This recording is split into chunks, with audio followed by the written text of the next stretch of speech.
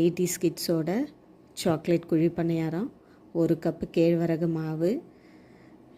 1 cup கேழ்வரகு மாவுக்கு 2 வாழைப்பழம், 3 ஏலக்காய் ஆட் பண்ணியிருக்கேன். கொஞ்சம் உப்பும் சேர்த்துட்டு 1/2 கப்பு நாட்டு சர்க்கரை சேர்த்து நல்லா கலக்கி விட்டுக்கலாம். ஸோ கொஞ்சம் தேவையான அளவுக்கு தண்ணி சேர்த்துட்டு ஒரு கெட்டி பதத்துக்கு கலக்கி ஒரு 1/2 அன் ஹவர் நம்ம ஊற வச்சிடலாம். அதுலேயே நம்ம முந்திரி பருப்பையும் திராட்சையும் நெய்யில் வறுத்து போட்டுக்கலாம். போட்டுட்டு குழி பணியாரம் சட்டியில் நல்லெண்ணெய் நல்லா விட்டுட்டு நம்ம இதை ஊற்றி எடுத்தோம்னா டேஸ்ட்டு அப்படி தான் இருக்கும்.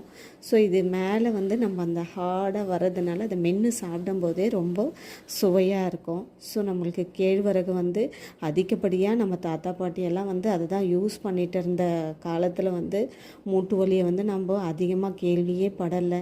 ஸோ நல்ல சத்தான உணவாக நம்ம பசங்களுக்கு ஏதாச்சும் ஒரு வகையில் டிஃப்ரெண்ட்டாக செஞ்சு கொடுத்தா தான் சாப்பிட்றாங்க.